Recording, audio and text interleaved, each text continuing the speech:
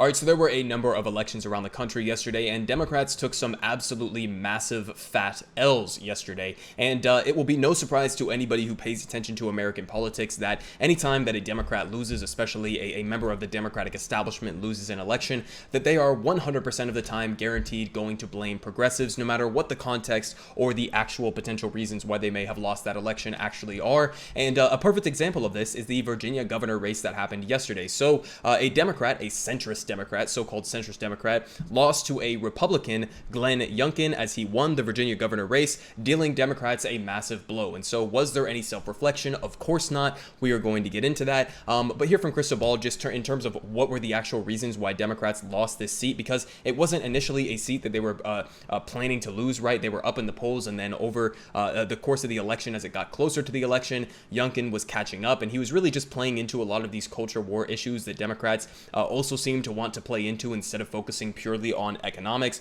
And you see here from Crystal Ball that one of the categories that he got absolutely clobbered in, this guy Terry McAuliffe, the Democrat, got absolutely clobbered. And you see here the difference between Biden in 2020 versus him in 2021. So in Virginia of 2020, white women went 50% for Biden and 49% for Trump. And then in Virginia in 2021, in this election, white women went 57% for Youngkin and 43% McAuliffe. So that's a pretty large jump there, right? That is a massive point swing in terms of suburban white women, basically, who went from voting as an anti-Trump vote to then basically bailing on the anti-Trump sentiment to then vote for a Republican like Youngkin, who actually was backed by Donald Trump. And so, as she says here, the wine mom giveth and the wine mom taketh away. Now, I think it's an absolutely stupid and absurd strategy to basically put your entire campaign election strategy on white suburban women to bail you out of these elections, when you should just be building a wide, multiracial, multigendered, working class coalition behind the policies that are overwhelmingly supported by the American people. But of course, Democrats don't do that. Basically, this entire election was defined by culture war bullshit issues and Trump, basically. Okay, so McAuliffe says, this is the Democrat, McAuliffe says, Virginia election is not about Trump, after making former president a central figure in the campaign. And just to give you a perspective in terms of how much Terry McAuliffe was focusing in on Donald Trump in this campaign, the Democratic Party literally sent out pro-Trump mailers to voters before the election. So you see here, you have this voting card that was sent out basically to people's addresses, and it says Glenn Youngkin, Donald J. Trump endorsed, and Glenn has my complete and total support endorsement. And then if you look at the fine print, guess who paid for this? Democratic Party of Virginia, P.O. Box 448, Richmond, Virginia, paid for by the Democratic Party of Virginia, authorized by Terry McAuliffe. So not only was he focusing his entire agenda instead of economic, material needs of the people of West Virginia during a massive pandemic and an economic crisis, not only was he not focusing on core issues that are important to people, but they were literally so focused on anti-Trumpism that they were sending out pro-Trump endorsement mailers, okay? This is how ridiculous the Democratic Party has actually gotten to. They are literally advertising, basically, for the Republican Party and essentially relying on voters to reject anti-Trump sentiments, basically, in these elections. And that's their entire campaign strategy, is just, if you don't like Trump, please vote for me. I'm not as bad as the other guy. And that's basically the entire strategy, while completely avoiding actual substantive issues. And they say here, I mean, Democrats are already blaming progressives for this loss, even though, again, Terry McAuliffe did not run an inspiring campaign. He didn't promise big, bold change at a time where people are really feeling the need for that. And he basically just entirely focused on Trump. And now they're blaming progressives for this loss. Progressives, I don't know what fucking involvement they had in this election in any way, shape, or form, because again, it was a Joe Biden style centrist, so-called centrist Democrat who was running in this election. What piece did they play possibly in this? Well, they're basically blaming progressives for not passing Joe Biden's agenda, or not allowing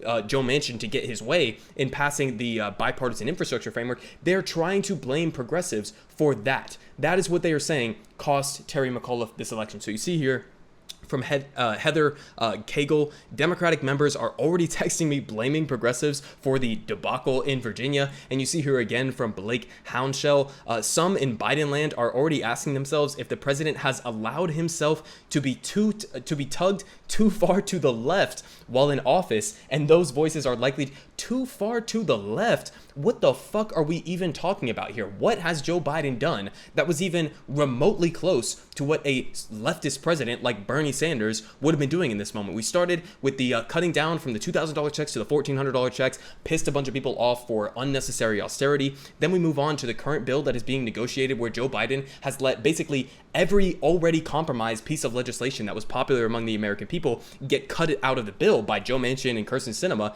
He has completely let every single leftist policy be cut from his agenda, while simultaneously, as I covered in my video earlier today, giving tax cuts to millionaires. And then they wonder and turn around and blame progressives while wondering how they're losing the elections. I mean, it's pretty obvious. You are not addressing the material conditions of people, constituents that you are trying to earn the votes of, and you're blaming progressives. Biden has moved too far to the left.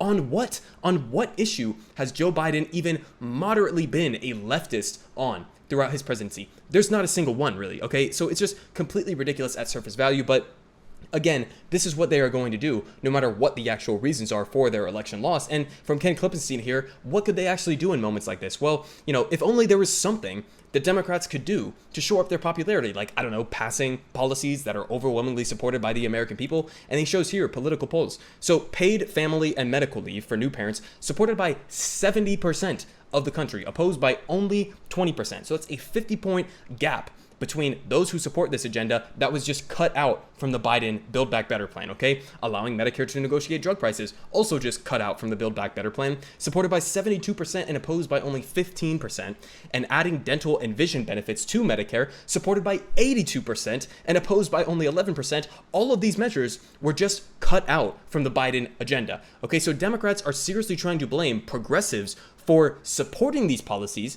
and fighting for these policies initially, even though they've now given up all of their leverage.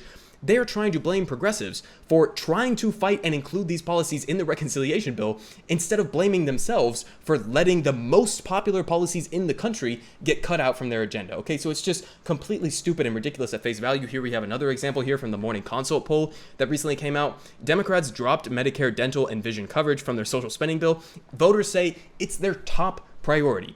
Okay, their single top priority. So this goes across the board for the entirety of the previously $3.5 trillion, previously $6 trillion Build Back Better plan, is that all of the bills, all of the pieces of this bill that were within it were overwhelmingly supported by the American people, and all of the most popular and the issues that the American people are saying are the most important for them to get passed, Democrats just let those get completely cut from their bills by literally less than a handful of corporate Democrats, with basically no fight or pushback from Joe Biden. And they are turning around and saying, damn, I wonder why people aren't motivated to show up to vote for me. Maybe it's because you're not putting forward a big, bold, inspiring agenda at a point in history where people overwhelmingly need that, and instead you were choosing to focus on pure anti-Trumpism when that's no longer a motivating factor. Maybe because Donald Trump has not been the fucking president for a year now, over a year now. I mean, they're still focused on Trump and think saying that I'm not as bad as the other guy is going to be a motivating factor enough to get people out to vote for them.